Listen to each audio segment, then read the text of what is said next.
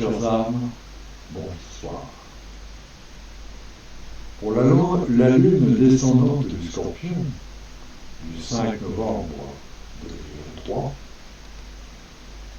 pour accéder à la source de notre être, nous devons exprimer une nature hardie, indépendante et brillante, ne se laissant rien imposer. Ainsi, nous devons afficher nos qualités sans fausse modestie, reconnaissant en outre, sans honte, nos défauts, nos faiblesses, grâce à une grande confiance en nous-mêmes. Nos ambitions sont très importantes durant cette phase lunaire. Ainsi, nous manifesterons du goût de la perfection. Nous allons à vouloir toujours bien faire, en recherchant ce qui est honorable, noble et beau. Nous sommes naturellement appelés à rayonner pleinement dans le monde nos véritables valeurs. De plus, nous devons également témoigner de l'ordre du monde qui doit venir, celui de l'ineffable. En n'étouffant pas notre nature spirituelle, mais en l'exprimant pleinement, éclairant ainsi la conscience de ceux qui nous entourent, tout en les invitant à éveiller à leur tour cette force spirituelle présente en eux.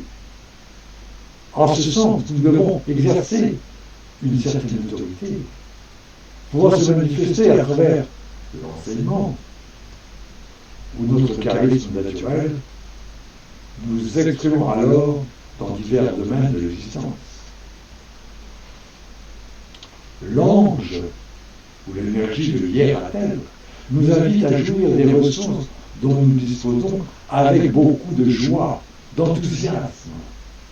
Nous sommes conduits à voir les choses en grand, ne craignons jamais de manquer de quoi que ce soit. Nous devons nous protéger par contre toute tendance à gérer avec largesse, avec une largesse excessive, entraînant une véritable dilapidation de nos ressources, et combattre aussi toute forme de gaspillage.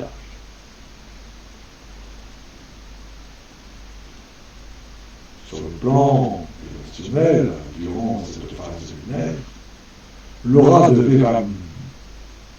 Vavel veille sur nous et nous aide dans notre relation avec notre être profond.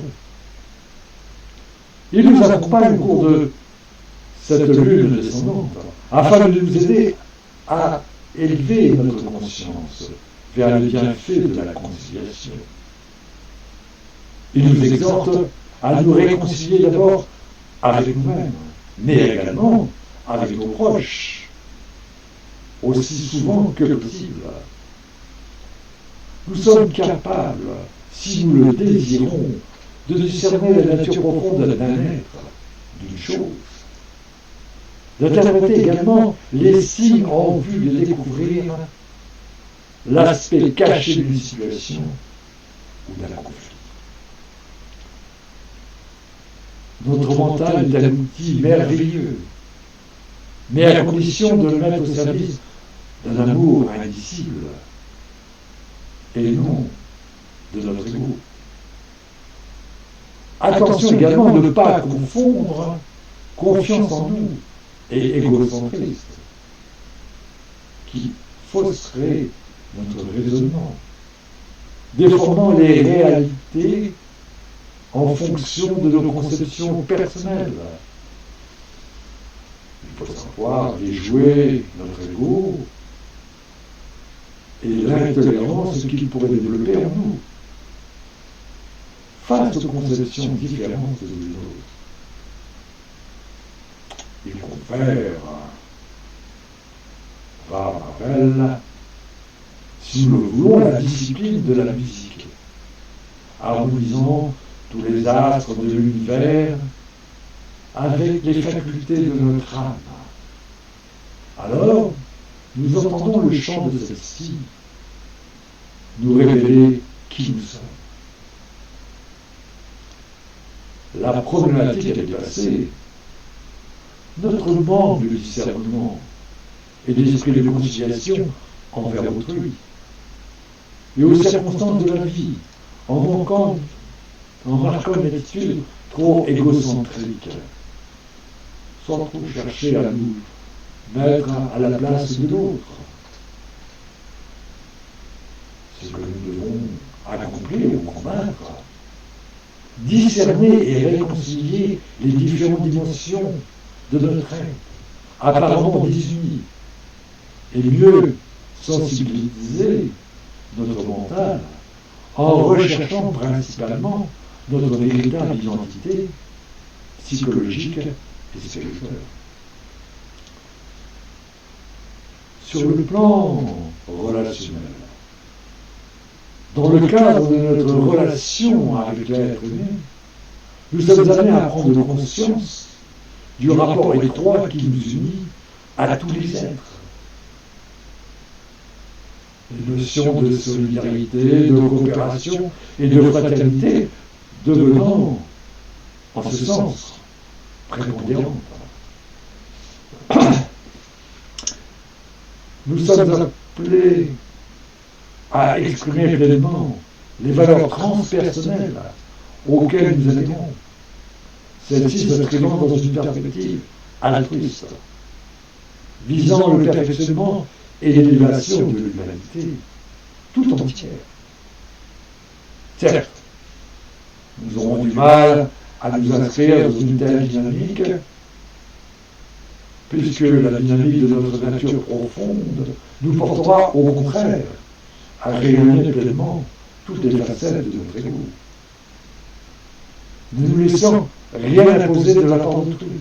Toutefois, c'est en intégrant ces qualités que nous serons à notre propre rédemption. L'énergie de la voile nous invite à établir une relation de médiation avec autrui, en sachant faire preuve d'un remarquable sens de l'écoute, ce qui suppose, à mon sens, de l'humilité, pour cesser de nous mettre en avant et pour mieux permettre à l'autre de s'exprimer et de se révéler. En ce sens, nous devons prendre conscience de la distance qui nous sépare de l'autre. Cette distance étant pour nous une source perpétuelle de découverte. Sur le plan de notre intériorité, durant cette phase humaine, c'est en nous appuyant sur notre capacité à ne pas nous attacher aux apparences, mais à les transcender, que nous pouvons le mieux répandre notre lumière. En ce sens, nous devons faire appel à notre lucidité, à notre sens de l'introspection, nous permettant de percevoir l'essence au-delà de la forme. Ceci nous amène à nous investir dans une activité nous invitant à cultiver une relation privilégiée avec la matière, sans sombrer cependant dans un matérialisme outré.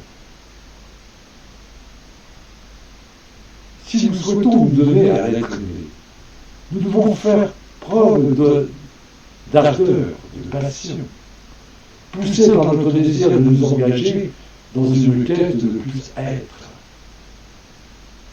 Nous devons nous appuyer sur notre maîtrise instinctive, sur notre sang-froid, sur notre courage et sur notre aptitude à nous sortir des situations les plus difficiles. L'énergie de Salya nous conduit à nous centrer sur tout notre être, sur l'ineffable, afin de pouvoir rayonner pleinement sa puissance, devenant en quelque sorte le vecteur de son extraordinaire fécondité. En ce sens, nous sommes amenés à rassembler les multiples facettes de notre existence autour de sa réalité, nous libérant ainsi de l'emprise des forces de la division, de la matrice de ce monde. Pour rayonner au mieux nos valeurs profondes durant cette phase lunaire, c'est en cultivant une relation privilégiée avec l'incarnation, nous permettant de développer une expérience sensuelle, un besoin de palper, d'humer, de voir et de goûter, s'inscrivant alors dans une dimension de transcendance, que nous pouvons agir le plus efficacement possible, contribuant ainsi à dégager ce monde de l'emprise des états angoissants, influencés par la matrice actuelle. Nous disposons d'une endurance, d'une persévérance, qui seront principalement sollicitées, qui nous permettront de nouvelles actions, particulièrement constructives. D'autre part, nous devons nous offrir à l'autre dans une perspective à long terme, pour le meilleur comme pour le pire, revenant jamais sur nos engagements ou nos promesses. La constance et la fidélité sont pour nous des valeurs véritables. Cultivant, en outre, une relation étroite avec notre intimité, nous devons exprimer l'amour indicible qui nous anime à travers un autre ravissement, sachant cependant percevoir le corps dans sa dimension la plus sacrée. L'énergie de l'ange Azaël, nous amène à accomplir pleinement notre mission, en faisant découvrir à l'autre, aux autres, que la création est une œuvre d'amour parfaite, et qu'en conséquence, toute créature en est la résultante. Donc nous sommes conduits à jouer un rôle de pionnier, d'explorateur ou de réformateur au sein de la société. Comment ? En nous engageant à rayonner l'amour indicible, en sachant faire preuve de persévérance dans la haute mission qui nous a été confiée, l'amenant concrètement à son terme en dépit des multiples obstacles que la matrice de ce monde ne manquera pas de faire surgir sur notre route. Nous devons développer une grande ténacité nous conduisant à ne jamais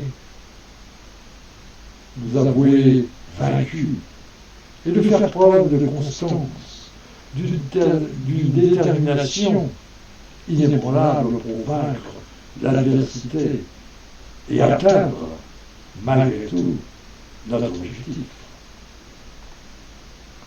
Faire participer les autres à l'amour indescriptible de l'ineffable, auquel nous rendons ainsi témoignage. Outre cette perspective, nous devons cultiver aussi la patience, nous apprendrons à attendre le moment favorable pour mener à bien notre projet. Tant que les conditions idéales ne seront pas réunies, nous resterons donc inactifs et statiques. Puis, nous passerons à l'action, avec une endurance remarquable. Nous développerons aussi une solide aptitude à apprécier, à jouir pleinement des biens faits terrestres, en sachant les restituer dans une perspective sacrée. Ceci nous permet alors d'atteindre l'état de paix indicible, particulièrement propice pour œuvrer adéquatement malgré les turbulences de ce monde. Demeurant calme, serein, tel un phare, puissant au milieu de la tempête. Ce comportement hédoniste que nous adopterons nous permettra de ne pas craindre pour notre survie. Et cela ravira évidemment les autres, les incitant à leur tour à ne plus se laisser enfermer par les apparences, mais à les dépasser. Au contraire, pour inscrire désormais leur incarnation dans une dimension de transcendance. Bonne soirée à tous. Chers arbres, prenez soin de vous. Qu'il en soit ainsi pour le plus grand bien de tous et pour fêter la vie. Pascal Saint-Germain.